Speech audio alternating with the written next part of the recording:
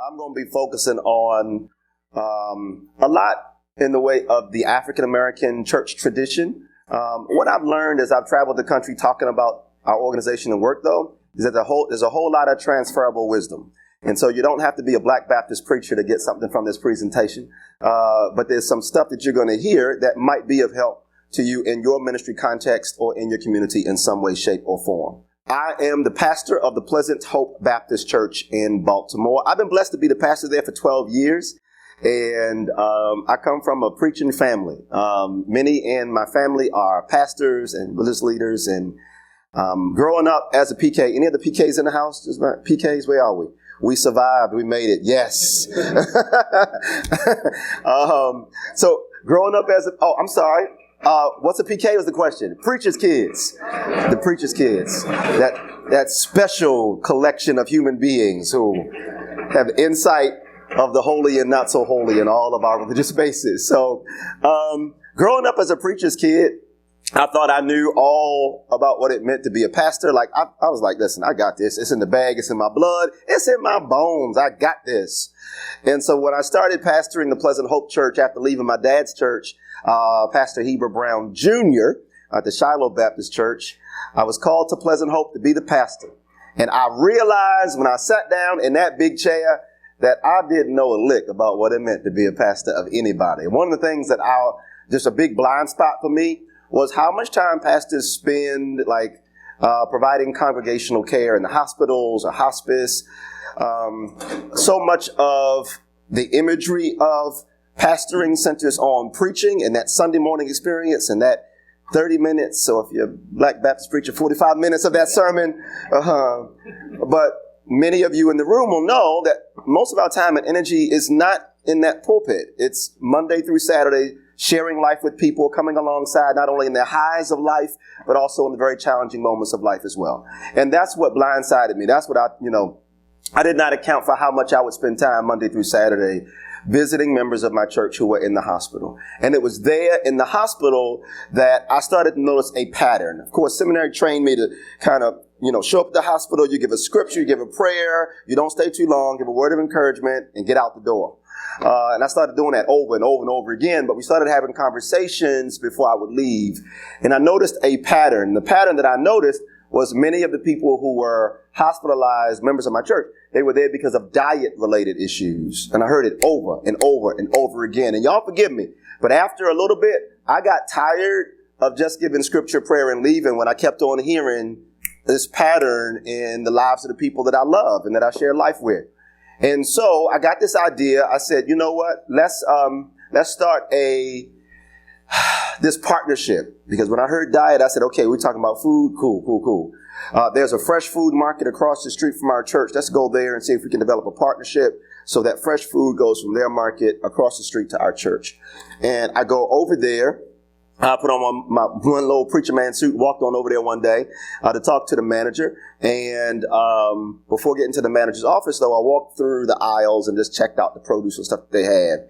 And I looked at the prices of their fresh produce at this market. And I was like, oh, my goodness, I can't afford this. Not on a regular. I mean, on a good weekend, sure. But on a regular, no, I can't do it. I got frustrated. And I said, this is not going to work. And I walked out the market and I walked back to the church. And just to give you, let me see. Siobhan, is that? Let's see if it's going to cooperate. So that top left corner, that's where the market is. The bottom right corner, that's my church. Can you imagine being that close to a source for fresh, nutrient-rich produce, knowing that your people need it, knowing that yourself, you need it, and you just can't grab it?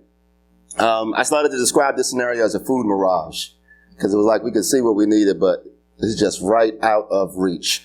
And so I left out of that market and I started walking back to Pleasant Hope Baptist Church, and I was having a Holy Ghost hissy fit. I was walking back to the church upset. You hear me? I was upset because what we needed was there. Couldn't grab it. Couldn't get it.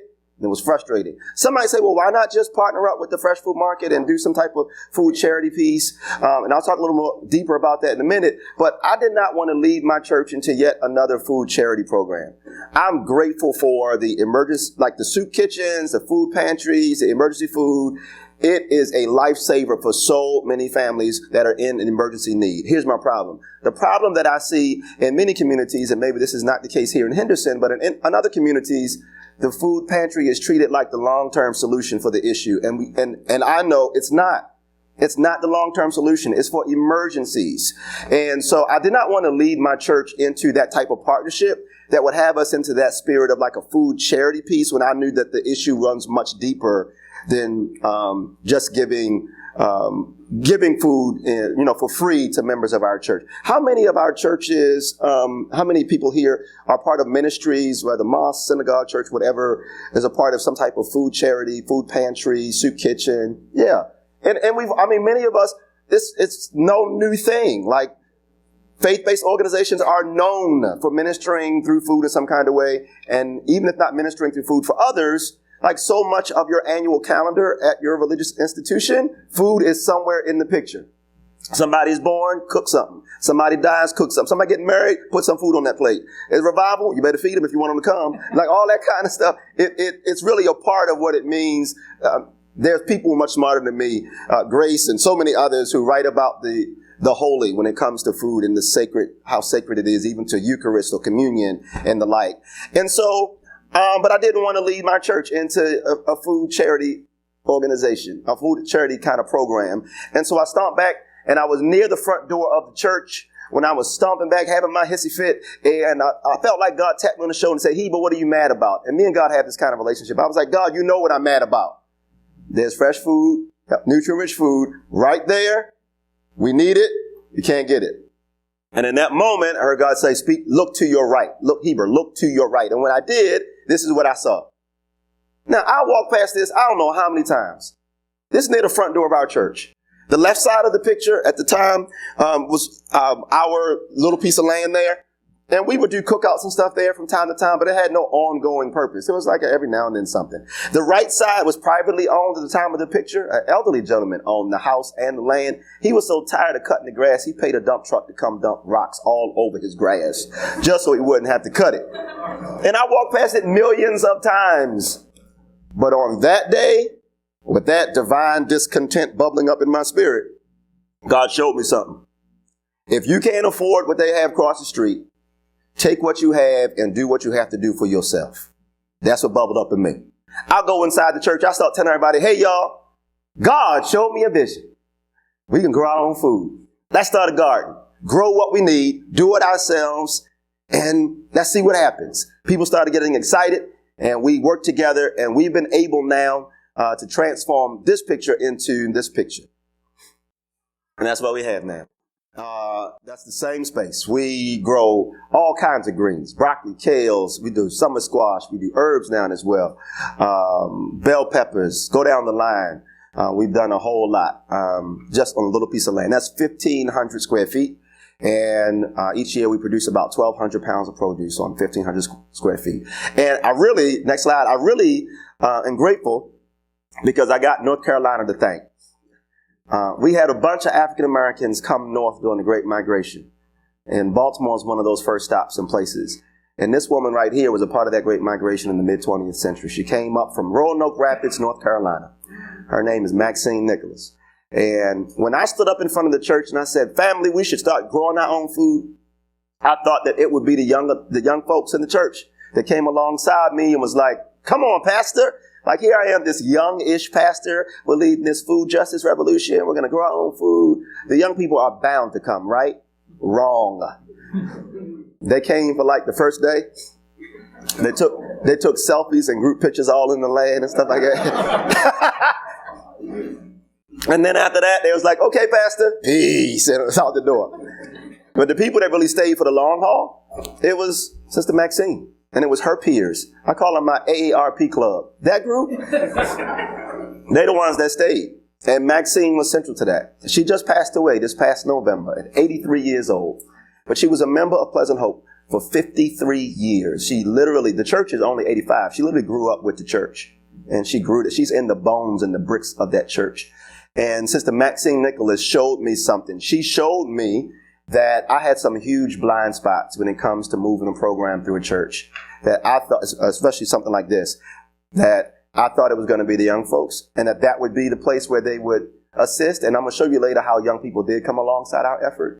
But it wasn't them in the beginning. It was Sister Maxine, who grew up on the farm, Roanoke Rapids, 10 brothers and sisters, and they all worked the land together.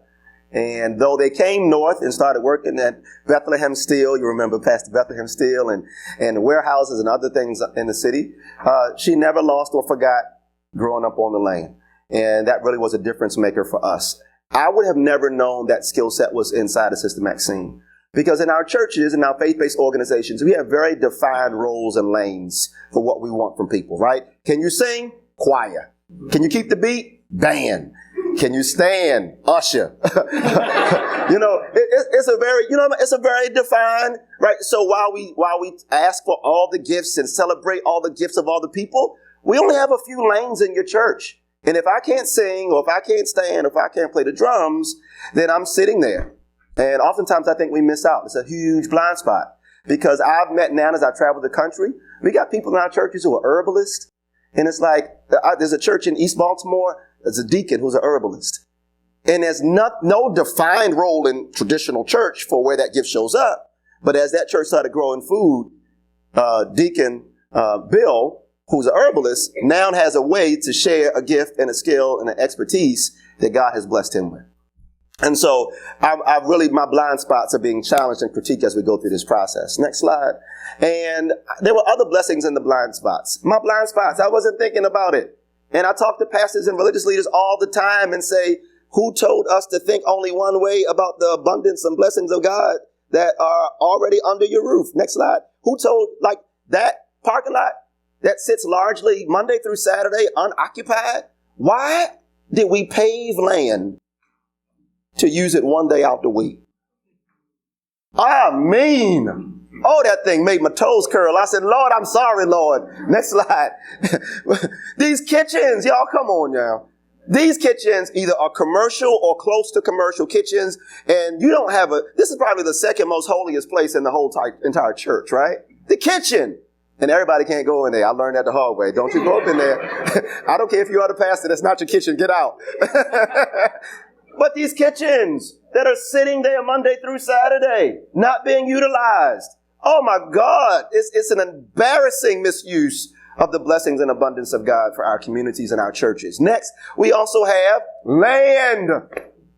And particularly when it comes to the African-American community, I believe, and we're going to launch something really soon to kind of put some hard numbers to this, but I believe collectively that the black church community is the largest institutional landowner in black America. If you put all the churches together and all the land together, we've not even begun to really tabulate how much land we're talking about.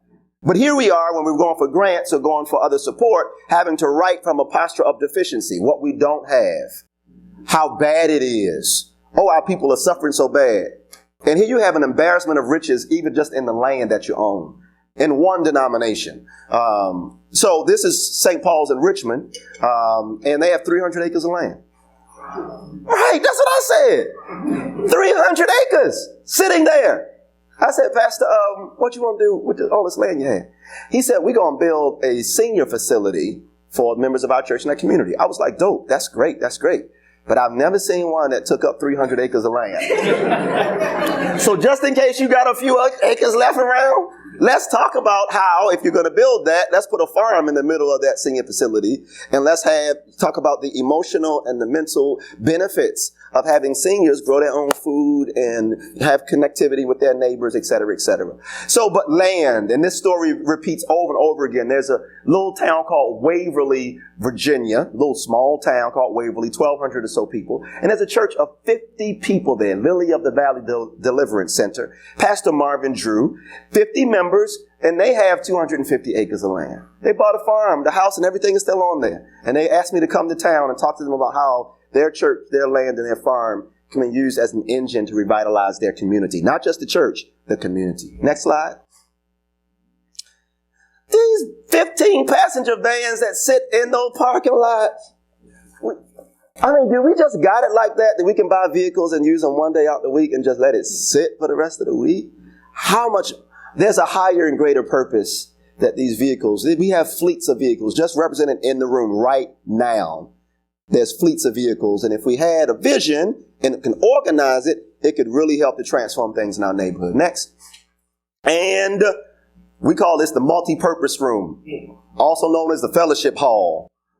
Every church I've been to got something like this somewhere. And a little bit of everything goes. Sunday school classes, meals, new members classes, everything goes on in there. And that same room can be utilized if we stretch our imagination as to what we can do and what ministry is. Maybe seminary doesn't have the last word on what ministry is in the world today.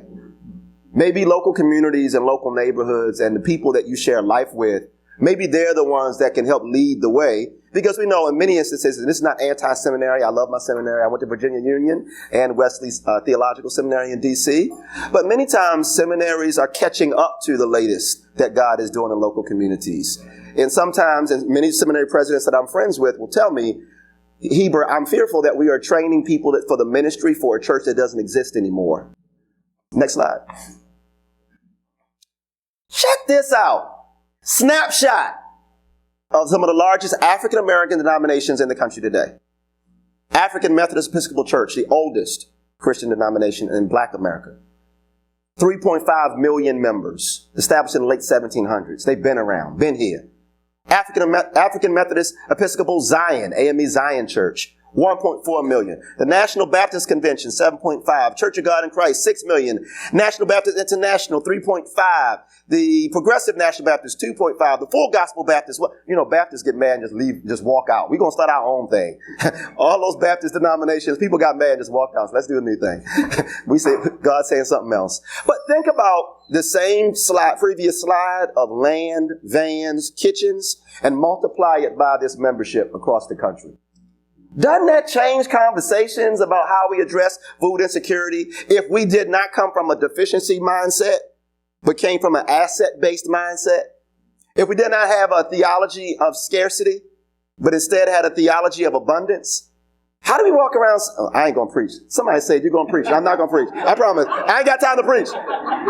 But it is Monday morning. It's still like fire shut up in my bones. I feel like preaching. I ain't going to do it. Next slide. So Fannie Lou Hamer is one of the patron saints of our work. And there's so many others that I don't have time to speak of. I'll just say Reverend Vernon Johns is another who preceded Dr. King at Dexter Avenue Baptist Church in Montgomery. There's so many others like Reverend Albert Cleve from the Shrine of the Black Madonna in Detroit as well. And so many people. There are examples. There are ministry models that I wasn't taught about in school. I had to go digging and look the footnotes of books and kind of go searching. And I found those models of religious leaders who led their congregations in some type of creative and successful food-related ministry. They are there, y'all. It's there. Fannie Lou Hamer, her whole life is boiled down to 9 words. It's a sin and a shame. Those 9 words are, I'm sick and tired. They boiled her whole life down to that, like that's all she did. She came down from heaven, said that, and then drifted off. But she did so much more, especially when it comes to agriculture. I love this quote from Fannie Lou Hamer, who, in the midst of her work on voting rights, she pivoted at a certain point in her life and said, I'm going to put more of my energy and time into organizing the local communities around farming.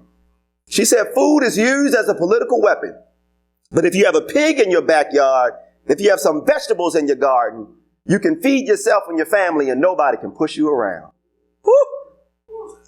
That thing touched my whole soul. And then in her work, next slide, in her work, she had Freedom Farm Co-op. I'm so grateful for women like Jessica Gordon Nimhart. Collective Courage is the book that really opened my eyes to my blind spots about Fannie Lou Hamer. I would highly recommend that book. And Freedom Farmers by Dr. Monica White. Freedom Farmers, Dr. Monica White. Collective Courage by Jessica Gordon Nimhart. Read those books and they will bless you. But I learned about Freedom Farm Co-op that Fannie Lou Hamer had. Founded in 1969, black-controlled land-based institution, 640 acres of land, and they had a pig bank, an actual pig bank. Like, y'all know Heifer International? She took that model and brought it local. And so Dr. Dorothy Height, the president at the time of the National Council of Negro Women, helped Fannie Lou Hamer buy the first 54 pigs. And they got families to sign a contract to get a pig. And the contract said, once your pig has piglets, you bring 2 back to the bank for the next family. And we're going to show that family how to use that pig to support themselves. I'm really excited about that model. Next. And so I started doing all this thinking. I said, wait a minute. So what if we organize the resources of the black church community for an asset-based, systematic approach to food insecurity? Again, our focus is on the African-American church community. Our cousins in the FaithLands and other organizations and formations are broader. They might look at Presbyterians. They might look at Lutherans. There's a move afoot that I'm glad we're a part of in communion and relationship. But our focus is on the African-American community here. And I said, man, if we can just organize the assets that we already have, we can change some things in our own community. Next slide. I saw this tweet. Anybody on Twitter? I saw it last week. There's an author, New York Times best-selling author, who wrote a book about how people can use their habits. He helps people do that, perfect and excel their habits better to reach their goals and et cetera, et cetera. Systems are for people who care about winning repeatedly. That thing spoke to me. Because I want to give myself to something that will exist long after I'm dead and gone. I want to be looking over from glory some way and seeing this ministry and this work continue, because I recognize that food is always going to be an issue in our communities. And in fact, with climate change and everything else increasingly so, it's going to be important that local communities are resilient and develop the type of connections and networks where they can support themselves. Next. And so that's what we do with the Black Church Food Security Network. There's just a few of the things that we do. I'll start at the bottom and work my way up. Black Church Census is the latest thing. It's an asset mapping project that we'll be going around and helping to tabulate how much land, how many kitchens, how many vans, how much in the way of connections with financial institutions. What do we, y'all preachers, y'all preached yesterday too. God, when Moses was nervous about going to talk to Pharaoh, and God asked Moses a question, what do you have in your hand? The Black Church Census is going to help us to answer that question. What do we already have? And so really excited about that. We launched that in next year. And Siobhan Terrell, who is right now the Food Sovereignty Fellow for our organization.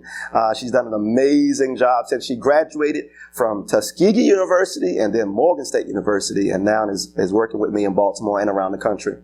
She'll be leading that project. But we also have Operation Higher Ground, about gardens and agricultural projects on church-owned land. I don't want to get all tied up in the land that developers might want later down the line, or the city or municipality might come and rip from under your feet. We've seen those kinds of stories across the country. So we focus on church-owned land. And then the Soil to Sanctuary project, where we bring a mini farmers market inside of our church. Bring the farmers and the small business owners inside the church, because right after church, everybody's hungry. And you're going to spend money somewhere.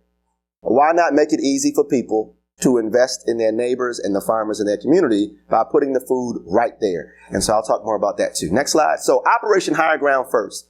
We just go to churches, and you can just cycle through these and get to the map. We go to churches and we establish gardens on their land. We help them. We organize. I look for the Miss Maxine in the church. I shake the hand of the pastor. And while I'm shaking the pastor's hand, I'm looking over the pastor's shoulder. I'm looking for Miss Maxine. Because the pastor is not going to be out there in that garden and working that land, but Miss Maxine will. And that profile of that person, she's in every church. I don't care your denomination. I don't care your race. Everybody in here got a Miss Maxine if you're a part of the church. You know she's going to be the one that comes through, and she's going to make it work. And she's going to whip other people into shape and make them do it too. So this is that's what we do. We go around, and we actually have ceremony on the land. We sing. We share testimonies. We treat it like, you know how people break ground when they're about to build some big building? We do the same thing with gardens. We break ground and we sing first. We pray. We testify. We get together. What are your highest dreams for this land, y'all? Go around a circle. Let's share it. Because that ceremony and that ritual is important in bringing people together at the very beginning. This is Baltimore City. Every green circle is a church. And every green circle is a church that we help them start a garden on their land so they can start growing their own food and feeding their own community. If I keep on coming back, I pray that I'll be able to come one year and there'll be more green than red on the map. The red represents what we call food apartheid zones. These are places and spaces where communities have been historically and intentionally and systematically kept at distance from controlling their own food environment. And so what we do is we go to those spaces and we say we're going to put these hubs of support right in the red zones, and soon the green is going to overtake the red. I'm praying for it and I'm working for it too. Next slide. The other thing, the soil, the sanctuary market, that's the farmer's market idea. We're going to cycle through a few of these. We use, and pause here for a second, we use our church marquee to, promote it. Let me just make a little plug. It's not having to do with my project food and everything. But listen, y'all, can we be a little bit less petty on our church signs? Like, maybe just a little bit, right? CH. What's missing? You are. Come on, let's be nice to the people. If you think it's hot today, die without Jesus. Like, can we, take a chill pill on it, please? You got a whole billboard in front of your church and we use it to be petty to people. Let's be nice. Be nice. And so we use our billboard to promote our markets. Next slide. And we also, in our church bulletin, anybody else do the church bulletin like me? I do the church bulletin every week. Anybody else do the church bulletin? Listen, I feel you. It's work, right? Right? And then people don't even read what we spend all night working on and they leave it in the pews after service. Tell us our mistake. Right, exactly. Right. And then act like that. Oh, I'll talk to you later. Never mind. But we use our church bulletin and we put pictures of the produce. We put the scriptures that back up what we're doing and describe what we're doing with our marketing things when we do that. And so that's Siobhan, a lovely produce model in that particular week's bulletin. Next slide. And we, and you can cycle through the rest of these. I brought my members down here in North Carolina. We got some farmer partners in the Greenville area, and so we go field trips. We get them on the bus. Young people in our church who have businesses, or that previous slide was Naima. She's a chef. We have her do food demos right at the market. So she's making the meals and feeding folk and selling her stuff. So it's amazing to help little entrepreneurs get a little running start.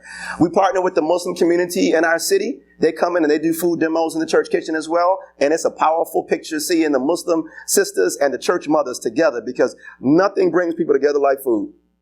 Sweet potatoes don't have doctrinal differences that make people go at odds. Collard greens and kale listen, it's kale. Chill, right? So we come together. We do food demonstrations. We partner with the local farmers in our city. We buy directly from them and sell in our church. Small business owners in our neighborhood, we bring them in and we have them to sell and vend at our markets as well, and they appreciate it. Our farmers too. Our farmers and vendors who come to our markets, they love us because we only do about 6 or 8 per market. Sometimes the big farmers markets are too big. You have 35, 40, 45 vendors. Sometimes many farmers who spend all day at these farmers markets don't even break even. So I say to farmers, listen, I don't need you all day. I need you for the 2-hour window right after morning worship. And that 2-hour window, our farmers sell out. Our business owners, they sell out. When I say the benediction and people are unleashed into multipurpose room to go, and there's 6 to 8 vendors, in a matter of an hour and a half, 2 hours, we're done. Everybody done sold out. Everybody got their food and they're gone. And our farmers love it. I had one farmer tell me repeatedly, a couple of them actually tell me repeatedly, say, Pastor Brown, I'll make more in 2 hours here at your church than I do in 6 hours at the farmers market downtown. And so I love being in a position to support farmers and support small business owners in that way. Next. Investing in now and the future. I believe that there is no success without succession. For me, success means there's succession. And so I'm really intentional at this stage, though I'm still on the young-ish side. Siobhan tells me I'm still young-ish. I'm still on the young-ish side. I don't want to wait until my golden senior season Saint years to start looking for somebody who's going to carry the baton forward. I'm doing it now. And so what that means for me is I'm investing in young adults now. I'm broadening their ideas of what it means to be in ministry. I'm giving them opportunities. I'm taking them, you can cycle through a few of these. I take them on field trips around the country. And so when groups ask me to come and speak like big universities or whatever, I take the honorarium and I use it to buy tickets for all of my young adults who will come. And I buy plane tickets and hotels. I say, listen, y'all just come with me. Just come see what I do outside of Sunday morning, since y'all don't think I work anyway. Come see what I do outside of Sunday morning and let me introduce you to amazing ministries all over the country who are doing some great work. And that's exactly what we do. This house right here, the church has owned this house for a few years. It became storage, lawnmower and stuff in there. We ain't really doing nothing with it, right? God gave me a vision last year and said, Heber, how can we better support young adults? Young adults need what? Food, especially college students. Food, housing, those kind of real, when they get kicked off their parents' health insurance, they need health insurance. And so what we decided to do was to create our own version of an AmeriCorps program because we already have a house. And so we're fixing up that house right now so that young adults can come live there for 12 to 18 months.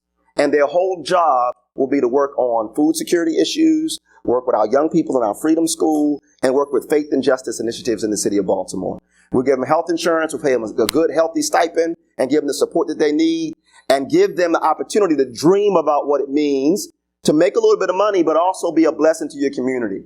I don't want to give the idea that just getting rich, that's the name of the game. There's people who are miserable who are rich. Why not have a life enriched by service to others? This is our dinner church experience. Every first Sunday night of the month, we cook dinner and we have dinner church. We bring young adults in and we just sit and we eat together. And those who are not churched or whatever, we say, hey, come on in. We're just going to eat together and have conversation. And we put some of the food that we grow on the table and we eat that together in the meal. These are our first two fellows, Austin Monet McClendon, who would have been right here on my left hip with Siobhan on my right. But Austin Monet McClendon, I took her on a trip to Ohio to meet pastors and seminaries interested in farming.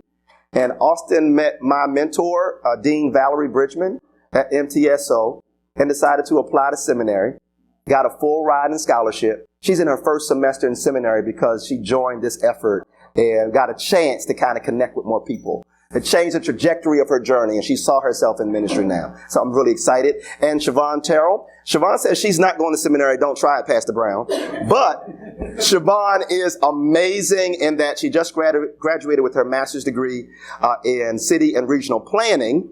And instead of going the corporate route, here she is, and we work together, and she's dreaming and seeing ways that she can be of service to her community and meet a whole lot of amazing people like yourselves. And just finally, I think this is the final slide, Josie. It's, two quick ones. Here's our locations. Here's our partners up and down the east. And so what we say to churches is don't go it alone.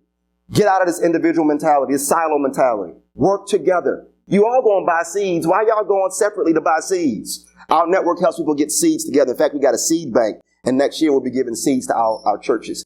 Black farmers, we connect with our farmers and direct people to support those farmers. We're stopping past one in Warfield on the way back up 85, Browntown Farms, Herbert Brown. Next slide. This is what we're doing. Church in the middle, and we look at the food system, food processing, food production, marketing, financial investment, and we just try to dream together. What are all the ways that churches and faith-based organizations can be a part of the food system beyond just receiving food and giving it away? And do we have the answers on all of these? No. But we're unleashing our spiritual imagination just to think about it. Food is going to stay on your church budget from now until Jesus come back. You and I both know it. So how do we get more creative about what we do with the economic resources that we have? Savvy Horn is coming next. And I talked to her a little bit because I said, well, how can churches and faith-based organizations support the lawyers who are working with families to keep their family land? And she said, give money. So let me just say it, Savvy. Let's give Savvy money. Let's invite Savvy and all the other lawyers who do the work, the important work she does, to our church conferences and events to help people write a will. Write a will so that that land is that everybody's on the same page about what's happening. And those types of things can be really creative if we figure out ways to connect. And so I thank y'all so much. My time is up. I appreciate y'all for the opportunity.